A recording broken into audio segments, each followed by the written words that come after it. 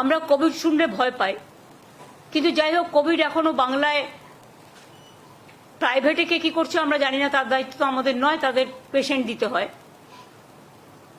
আমাদের সরকারিভাবে যে রিপোর্ট আমাদের কাছে আছে, তথ্য আছে,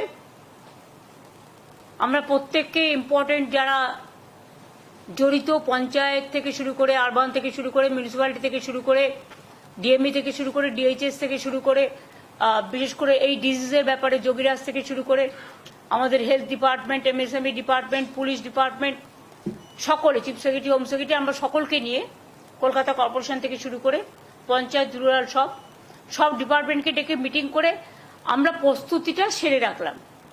ফার্দার যদি হয়, আমরা আশা করছি ওই প্যান্ডামিক আর হবে না, কারণ WHO অলরেডি বলে দিয়েছে it is not pandemic, it is endemic, এরকম কিছু একটা শুনেছি। I may not be correct, please cross check. কিন্তু আমরা যেটা মনে করি যে সতর্ক আমাদের থাকতে হবে, কোনো প্যানিকই ক্রিয়েট করা নয়।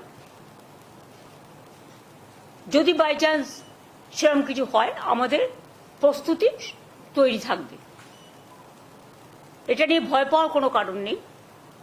কিছু কিছু ক্ষেত্রে যাদের কোমরবিডিটিস আছে, যাদের লাংসের প্রবলেম আছে, চেস্টের প্রবলেম আছে, হার্টের প্রবলেম আছে, বা অন্যান্য নানা রকম প্রবলেম থাকতে পারে, এবং sometimes ageing is also the factor. সর্দি কাশি হলেও আমরা ভাবি, সর্দি কাশি হলেও একটা বুকে কফ জমে থাকলে শ্বাসকষ্ট হয়, যার জন্য নেবুলাইজার করা হয়, করে ওটাকে ক্লিয়ার করা হয়। তারা ডাক্তার দেখান, ট্রিটমেন্ট করুন। সরকার আপনাদের সাথে সবসময় ছিল, আছে, থাকবে। চেষ্টা করুন সরকারি হাসপাতালে চিকিৎসা করার, তাহলে আপনাদের আননেসেসারিলি কোনো একটা অসুখের নামে বেশি টাকা খরচ হবে না। যার সত্যি প্রয়োজন তাকে যা যা দেওয়া দরকার সবকিছুই সরকারি হাসপাতালে আছে, এবং এখন অ্যান্টি কোভিডও ভ্যাকসিন বেরিয়ে গেছে, ভ্যাকসিন সবাই নিয়েছে। সুতরাং আমরা নিজেদের ইন্টারেস্টেই নিজেরা মিটিংটা করলাম, যাতে ফার্দার যদি কখনো সেরকম পরিস্থিতি হয় তখন আমরা যেন প্রস্তুতিটা রেখে দিতে পারি, যাতে কোনো অসুবিধে লোকের না হয়।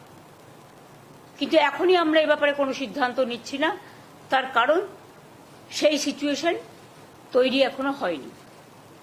আর ভারতবর্ষে প্রায় 130 কোটি মানুষ বসবাস করেন, তার মধ্যে মাত্র হাতে গুনে 4-5 হাজারের মতো কেস সারা ভারতবর্ষ জুড়ে হয়েছে, এবং এটা হচ্ছে এক টাইপ অফ ইনফ্লুয়েঞ্জা, এবং এটা একটা কি বলছিলে,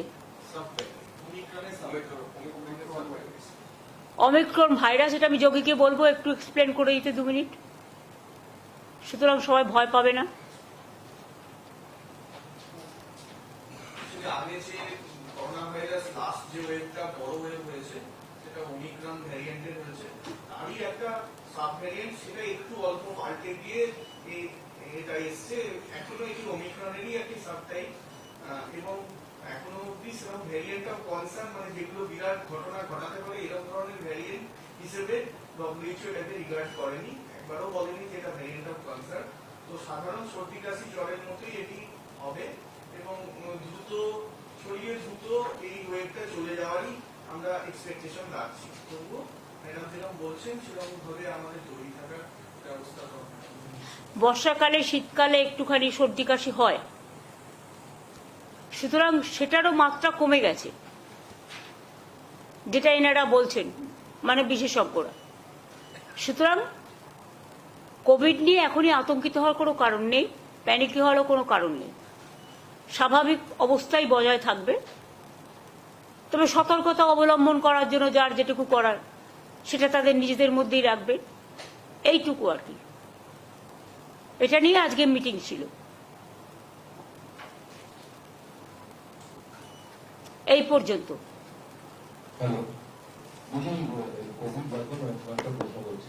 না, অন্য কোনো কোশ্চেন এখানে হবে না, এটা অফিসাররা প্রত্যেকে আছে, অনলি এটা Covid related meeting, nothing else. সরকারি প্রকল্প মানে সেটা হচ্ছে যে জগন্নাথ মন্দির তো ভীষণ ফেমাস। প্লিজ আমি আপনাদের বলছি, this is only Covid related. Please understand your limitation also. I understand my limitation. হেলথের মিটিংয়ে জগন্নাথ দেব আসবে না, জগন্নাথের মন্দিরে জগন্নাথ দেব আসবে, ঠিক আছে? Thank you.